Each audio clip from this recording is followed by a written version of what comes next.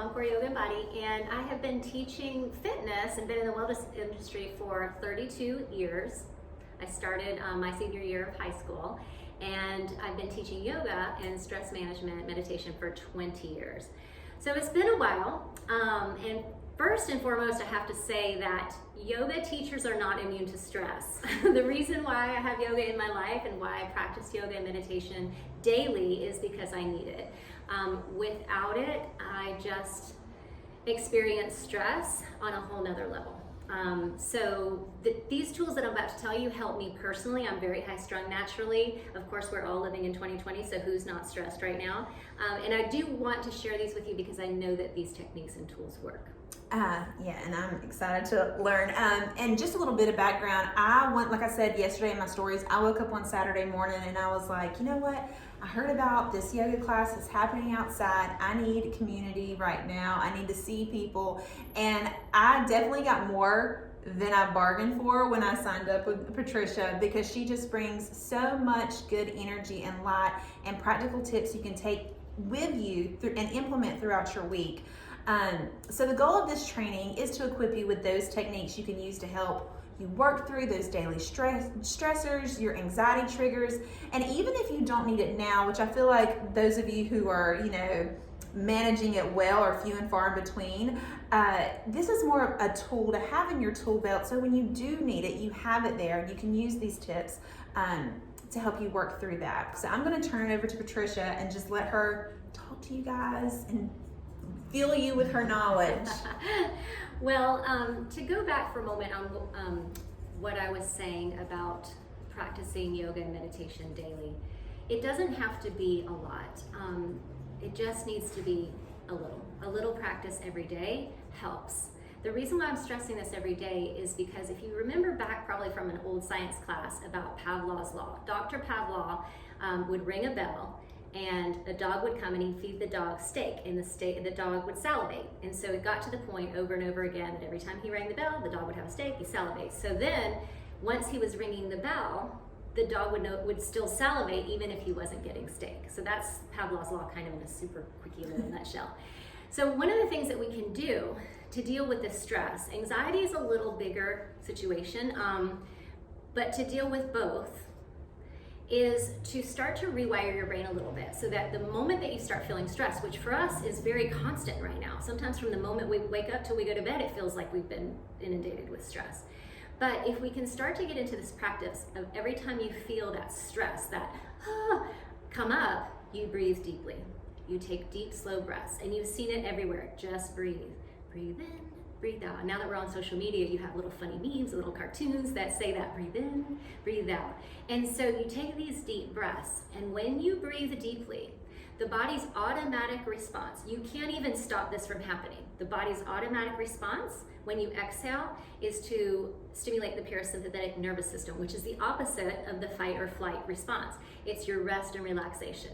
Now, 3 breaths is not going to completely clear your stress or drop your cortisol stress levels automatically. But if you do this consistently, every time you find yourself in this big stress mode, you take slow, deep breaths, you are helping your body calm down. You're helping the stress cortisol levels go down. And so also what happens is it becomes like Pavlov's law. Every time you stress, you start taking deep breaths. And so you don't have to think about it as much anymore. It kind of becomes this reaction. And we do this. Mm-hmm. When you stress or you have fear, what do? Our body, we breathe deeply. But when we're in fight or flight mode, we're breathing very short, shallow breaths, and we do this all day long. And so that fight or flight mode is staying activated. Mm-hmm. Does that make sense? Yes, absolutely. And don't want to make this too complicated, really, but it's a tool that we can use if we just start remembering, take deep breaths, as many as you need, as often as you need to help calm your system down. When you've got 3 kids around you, they're all different ages and they're all in different directions, or you're working in the medical industry and you're multitasking and there's a very high maintenance, for a reason, person in front of you, a patient in front of you, and you've got the doctor calling you. These are things that you can do no matter which direction you're heading in, that you can simply do. Just breathe deeply. And it really does have a powerful effect over time. Yes. I love that you touched on that, because I know so many people, I feel like your brain is like a muscle and you have to work at it. Think about all the habits that you currently have. They didn't just happen overnight. It's repetitiveness throughout your day-to-day. Exactly. And it's powerful. It's more powerful than you think. It really is. And you are absolutely right. When we don't have that instant feeling of all stress is gone, we might give up on the technique. But the technique works. You just have to do it consistently. And you will feel better. Taking 5 deep breaths does make you feel better. Even when there's chaos all around you. Your kids are in the car, they're all screaming, you're driving, and you're just taking your deep breaths. And you're like, I'm finding my zen. Okay, there is some instant gratification with it, but we're talking how can you reduce stress and thus anxiety long term. And so you start with this. This is very simple. Then the next step, of course, is developing a mindfulness practice in actually recognizing, I'm stressed right now. Let me give myself some grace, take some deep breaths, and then finding a practice that you can stick with. And so maybe yoga is not your thing. Meditation is hard, but maybe you can try walking meditation, where you have your AirPods and your earbuds, whatever they're called, and you're listening to a podcast or a meditation while you're walking, because that will work for you. You need to find something that works for you, because forcing it is not going to do anything. It might even cause you more stress. Oh, I got to get my meditation in today. Oh, I hate this so much. It might cause more stress. So you find a practice. Yoga practice works because it's breathing and movement, which tends to work for our society a little bit better. Walking meditation also helps. And it doesn't have to be an hour every day. It really doesn't. It can be 10 minutes every day. It can be 5 minutes every day. Start small so that you can get into the habit. Now, 1 yoga class a week is better than none. It is. Yeah, and it does. And like she was saying earlier, it does. The messages carry over into the week. You hold on to those little jewels. You hold on to those little moments of peace, and you remember what that feels like, and you come back to it when you're in a state of stress on the day-to-day basis. But you can see, of course, the more you do it, the better. And ideally, something like a 5 or 10 minute meditation practice, or just light stretch and meditation practice, becomes such a habit that it's like brushing your teeth. You have to do it every day. And that's really what it's gotten to for me. It's not always a long 60-minute, 90-minute yoga practice, but it has to be every day something to where I sit down and I say, I'm going to take a few moments to settle, to breathe, and to move forward. Sometimes it's more than once a day. Yeah. I like finding a place where you can do it. I know for me, I cannot take a pause and a moment to breathe in my living room, because there's always laundry, I have kids' toys everywhere, and that stresses me out. I do it in the shower. I take that 15 minutes I get and I just breathe, I just clear my mind. That's where I have found I meditate the best. Or when I'm driving over here to do yoga, I have just that moment that time to just think and breathe.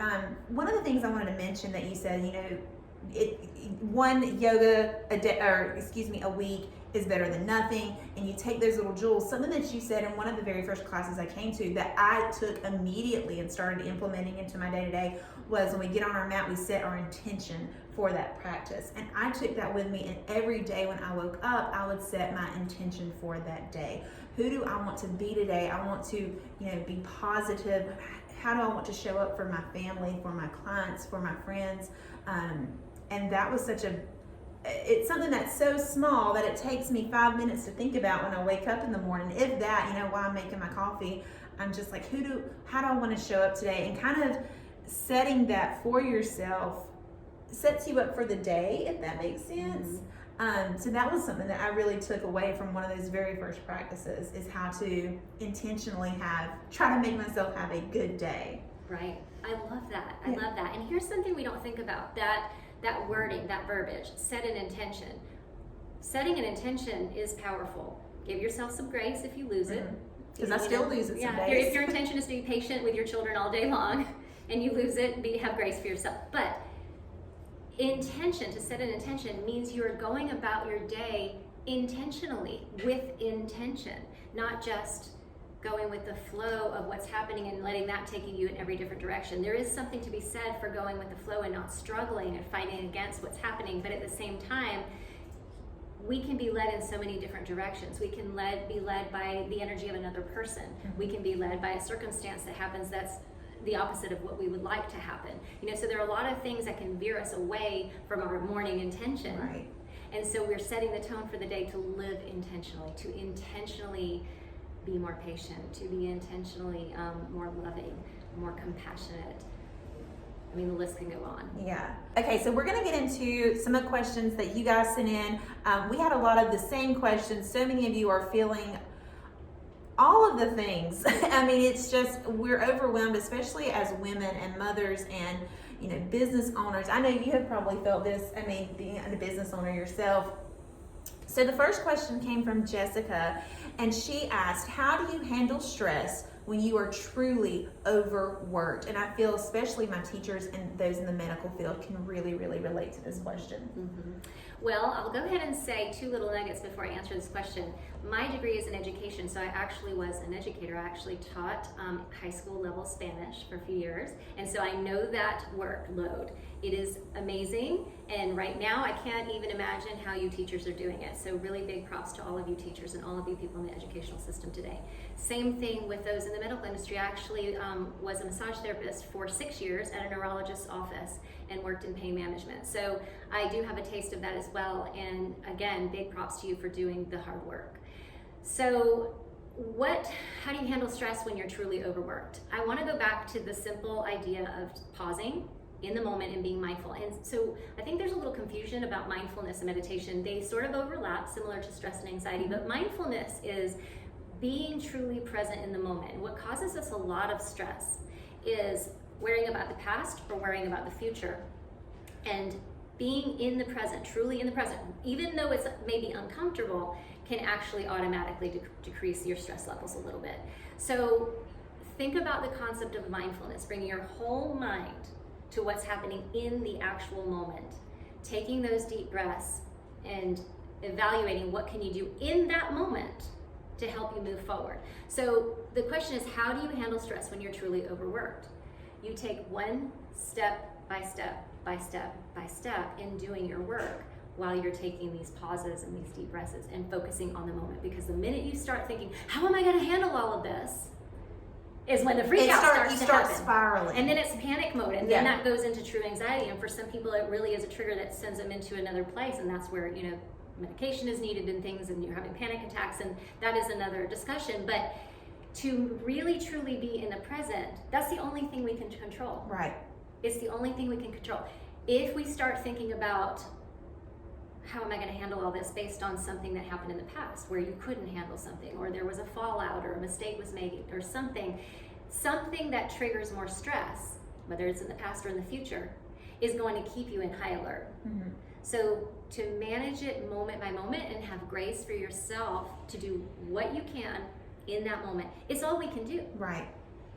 So live in the moment, breathe deeply. This is why she's on here talking to y'all right here. This is why she's here. Y'all, it's easier said than done. It really is. It is. It's very much easier said than done. As I said, I've had the workload of a teacher. I've been in the medical industry, and I run my own business now. And right now in 2020, it is very stressful to run a small business. Everything is stressful right now. It is.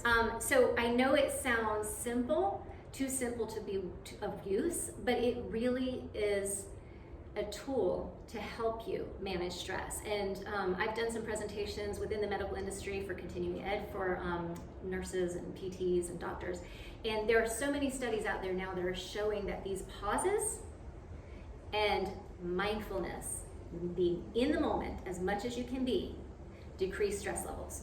It's showing in the scientific results of the brain, with all the special little things that they connect to. Yeah. And if you think about it, we live in an age where we have constant distractions and constant alerts. We carry around a phone in our pockets that's constantly bling, bling, bling, bling, bling. It's an election year on top of everything else. And sometimes it can be so much to take in, and it can be overwhelming just from picking up your phone and looking at, what's going on in the world today, or, scrolling through Facebook and, so yes, I'm with you on that. It's so easy to just not focus on in that moment, to be present and to just take a breath and even in that moment, I'm angry, I'm overwhelmed, I'm freaked out, I'm sad.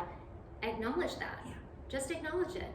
Have great grace for yourself, take a deep breath, and move on. Because again, that is all we can do. And I'm so glad you mentioned phones and social media and the news and this constant inundation that we have of all that's going on. There are also many studies showing that this constant attachment to our phone, A, is an addiction, but B, it is causing stress. It's causing stress in adults, it's causing stress in teens, it's even causing stress in children. So again, kind of another topic for another day, but just know that that's not helping to constantly be attached to that. And so sometimes another tool can be turn it off. And I've had this discussion with a lot of my mothers. You know, I've been doing this, as I said, a very long time. 32 years is a long time, probably longer than some of you have been alive. And so I've seen a lot of things go down, and what I'm noticing now, particularly in the last year to 2 years, is the phones having to come into the classroom, you know, in class. And so for someone who's taking 45 minutes out of their day and paying for it to do a fitness class or 60 minutes to do a yoga class, this concept, this idea that you have to have your phone there because something's going to happen to your children or something, you know, whatever the reason is that you feel like you have to have that there and it has to be on, is an illusion. I mean, I know that it's important that if something goes down that you are able to be reached, but it is an illusion that we have to have that and be to be available. Right. 24/7, Right. because that too causes stress. To feel like you have to be available the minute you get a text, the minute you get a phone call. The moment you wake up, you check your phone. Right. You know, it's right. That is very stress inducing. So again, it's a little bit of a side topic, but it's still very pertinent to what we're discussing. This may be the first of many talks with Trish. That's what I'm going to call it. Talks with Trish. Is that's what it's going to be called. Show. Emily asked, what are some signs that you are really stressed or overwhelmed that oftentimes get overlooked or ignored? So there are a couple of different things that can show physically that you may think you're dealing with your stress perfectly well and fine. You know, you might get a little overwhelmed here and there, but you're like, I got this. But there are some physical things that show. One are rashes, skin irritations. That can be very much caused by stress. So you have some mysterious itching, scratching, that rashes going on that you don't know where they're coming from. You might want to get that checked, or right away just try to lower your stress levels in any way that you can and see if that goes away. So skin conditions. Another really prominent one is abdominal conditions. Just irregular bowel movements and stomach aches and just kind of mysterious, never feeling quite right in your stomach. There's another whole big scientific avenue that we can go down with this, but there's a huge vagus nerve that runs from your brain to your intestines, and they basically call it the second brain. So when you are stressed, that giant vagus nerve is sending all these messages to your intestines, and so it really causes physical distress. So that's another thing. If you're having some intestinal issues, some bathroom issues, just simply not feeling well, that could be stress. Other signs of really stressed out. Here's another one that doesn't have to do with physical, but feeling detached.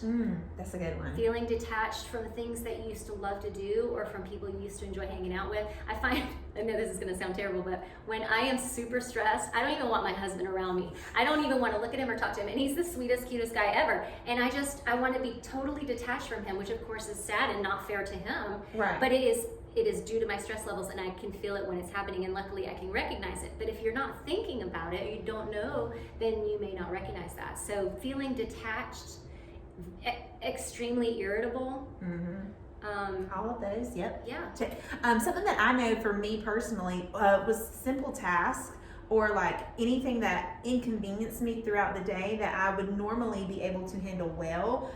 It was now just a huge deal, a big trigger. I mean, Maren could be whining about something and that would just set me off. Where normally I'd be like, it's okay, let's take a breath, let's talk about it. And that was something that I realized within myself that I did not like. And I was like, this is not me. I need to figure out what's going on. And it was because I was extremely stressed out. So Lindsay asked, and this was one of the most asked questions that I got. It was, what is something that I can do in the moment when I'm feeling overwhelmed? I mean, it has to come back to the deep breaths. It really does. It's that simple. And I think even in the moment, you really want to take before you get there. I know that happens. We're all human. We might have the best intentions for our day to go well, and something happens and you just find yourself overwhelmed. Take the deep breaths, but also kind of going back to what we started, having those, being proactive is what I'm trying to say. Be proactive in your approach to each day, and taking those deep breaths each morning, you know, I don't know. And acknowledge it. Yeah. I am overwhelmed. Acknowledge that. In the yoga world, we call it being an observer of your experience. So it's not like you're trying to check out. It's just that you're trying to view your life and your mind almost from a different place, like as an observer. So acknowledge, I'm overwhelmed, time to breathe. Let's take a breath. And I feel like acknowledging it is such a release in itself, because when you acknowledge it, you can move forward. I feel like sometimes it's hard for us to say, you know, especially, I know with me, I want to be able to handle everything. Like, I got it under control, we're fine, I don't need any help. But when I'm not okay, just saying, I'm overwhelmed right now. And as soon as I say it, I can think of ways I can combat that. And if it works for you, say a prayer. Yes, absolutely. Say a prayer, a quick prayer, offer it up. You know, Lord, please grant me serenity. Please grant me peace. And, you know, whatever that, however it works for you, and then surrender it. Again, acknowledge it, breathe, surrender it. And what I mean by that is surrender the feeling of overwhelm. I surrender this feeling. You might not instantly feel like it's gone, because the kids are still screaming, you're still overworked, you still are going in different directions, but you are, because much of the stress is how we react to what's happening in our life. It's not the stuff that's happening, it's how we're reacting to it. So we do have some control over how we react. So acknowledge, breathe, surrender it. I feel so good right now. Christy asked, and this is probably going back to what we just discussed, some management strategies would be helpful. Working out is a big stress reliever for me, but she's not able to do that right now with 2 small children. So again, going back to the acknowledge, breathe.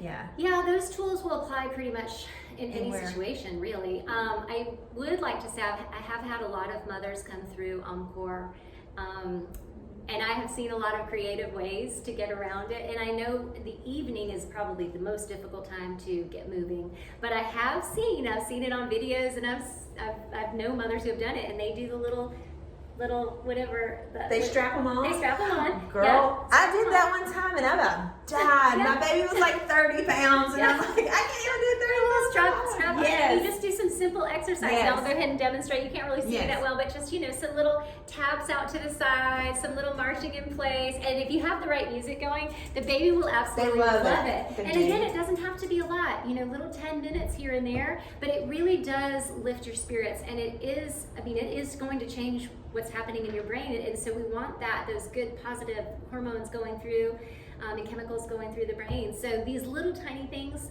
can help. I know that it's sometimes the last thing that you want to do, but if you can be creative, dancing with your baby will always make you happy. yes. If you can be Petting a creative, yeah, certain things, right? So that's kind of a strategy in addition to the breathing techniques. I think one other thing we haven't really touched on is, as much as possible, if you can, have a schedule. Because if you schedule it, it's more likely to happen. If you're just, I'm gonna do meditation a couple times this week, I'll fit some exercise in when I can, you know as well as I do, the likelihood of that happening is 0. You know, it lowers tremendously. So you schedule it, and as best as you can, you stick to it, and kind of going back slightly to that Pavlov's law, it becomes a rhythm for your life, and it becomes something that you just do every day. There definitely was a time where I was not meditating and practicing yoga every day, and now it's every day, and it's because I have to, and it's because it's become a habit. Obviously, I'm in the business of it, but for my personal life, which can be very separated from my work life, because work can be stressful, even in the yoga world, you have to find your rhythm. You have to find a schedule. The more scheduled you are, the better. And honestly, for your children's sake too, if you have children. Right. Something I want to ask you that I just reminded myself of was, I have a girl who messaged me, and she works with, she's having to work at home now, like so many of us are, and she is having a really, really hard time. Before, she could leave work at work, but now work is in her home, and she is struggling with making that work for her and her mental well-being. Do you have any recommendations on maybe like breaking up your day or some type of reset that she could do to help her leave work at virtual work and be home and be present in that moment? Yes, I mean, I think what comes to mind is if it's possible to do something where you can actually step out of the house and take a 10-minute walk, something like that, where you actually can literally physically separate yourself and then come back with this mindset of a fresh new spirit and work mode off, home mode on. Yeah. So much of it is mental. I know that it's easier said than done, but our minds are powerful. And so if you can find some kind of ritual like that, if that's not a possibility, surely you could find at least to be able to step outside. Maybe your new ritual becomes you step outside, you take 10 deep breaths, you just let the workday go, you actually say that in your mind, and then you start again. And it becomes this little ritual that you create. It probably goes without saying, but who knows, depending on what your physical space is like, but certainly if you can physically have your work in one place, that might help if you're not already doing that, so that it's not completely inundating your whole entire home. If you're working from a laptop, try to keep it in one spot if you can, instead of bringing it to the dining room table and bringing it to the living room and because then you really are physically bringing your work everywhere throughout your home, right? So if you can just find this workspace to dedicate to that space, and I think psychologically those things can be very powerful. I agree. Okay, and our last question, I think I have two more. This question is from Sophia. How does stress affect your hormones? So the biggest stress hormone is cortisol, and as our stress levels increase, cortisol levels increase. A lot of people don't, and I'll just touch on fitness and for a moment, is a lot of people who are trying to lose weight don't understand that correlation. So people who are trying to lose weight, they always want to do the cardio classes and they want to do the weight training classes and they want to get the most bang for their buck, and they only have a certain amount of time to dedicate to fitness. So oftentimes the yoga and the meditation is last on the list. Yeah, they're like, I don't want to do that. Or doesn't happen. Or they trick themselves and they say, oh, I'll just do that on a YouTube video at home, and then again it doesn't happen. But yoga and deep breathing and meditation to bring down the stress levels. It's different from regular fitness classes, obviously. And so if we bring those stress levels down, then the cortisol levels go down. And again, we talked about walking meditation, just going for a walk, breathing exercises, sitting meditation, yoga, numerous things that are not high intensity to bring the stress levels down. So numerous things will happen.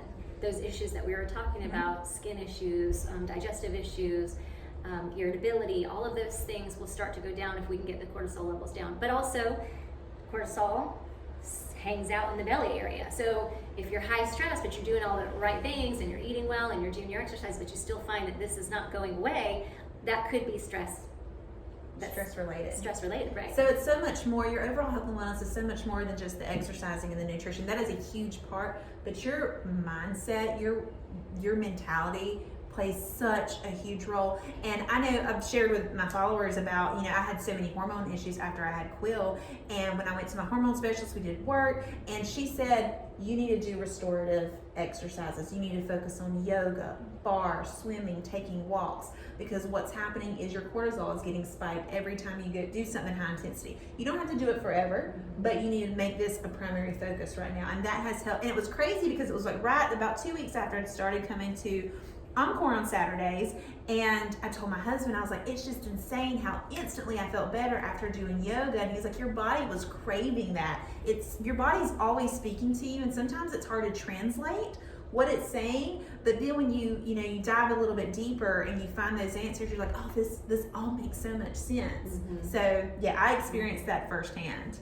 Well, I think it's important to know and maybe kind of internalize that if you truly want to be well, if you will truly care about your wellness, it's not just the diet, it's not just the exercise, it is mental well-being, and it is taking care of your stress levels, which is the whole purpose of this conversation, is to find ways that work for your lifestyle, that work for you, that will help you tap into that portion of your wellness journey. This was our last questions. It was, are there any foods specifically that target anxiety and stress?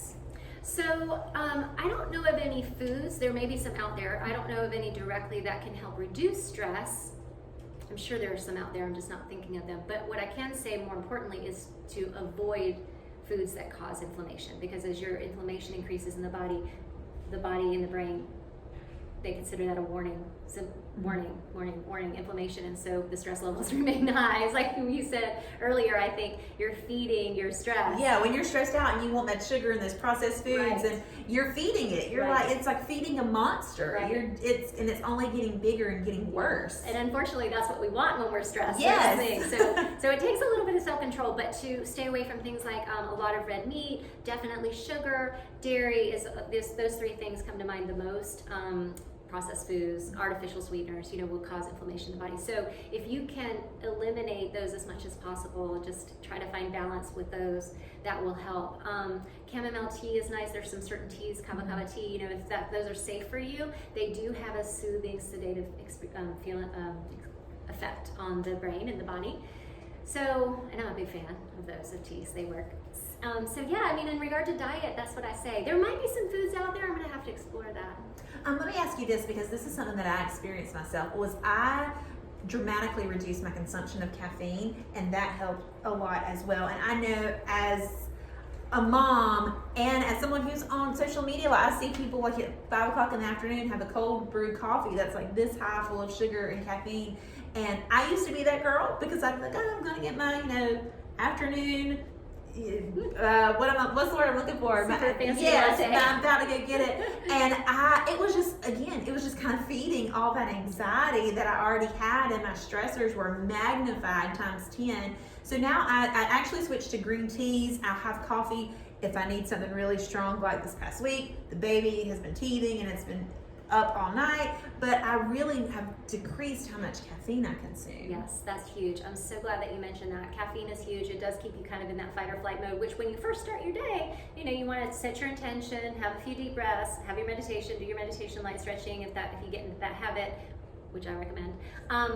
And then you have your caffeine, and then you get going, and you've got that little burst of energy. Ideally, you're not having caffeine past 2 o'clock in the afternoon, because the one thing we haven't discussed yet is sleep. Oh, yeah. And the importance of sleep. And so obviously without enough sleep, we're stressing our bodies. And we can't stress the body without stressing the brain. And we're going to feel those effects. So it can be extremely challenging with young ones for sure to get regular sleep. But going back to that idea of having a schedule, if you can stay on schedule and have your kids stay on schedule, if you have children, the best that you can, try to keep a schedule. And of course we're going for 7.5 to 9 hours sleep, and it's different for everybody, but that's really kind of the idea. When we start 8 hours, 7.5 to 9 is ideal. Try to stick to a sleeping schedule, and have your children stick to a sleeping schedule, because we heal at night. That's when we truly can rest. Yeah. And the caffeine prevents good rest. So super glad that you mentioned caffeine. And for my women with small children like I am, I just want to give you like a word of hope.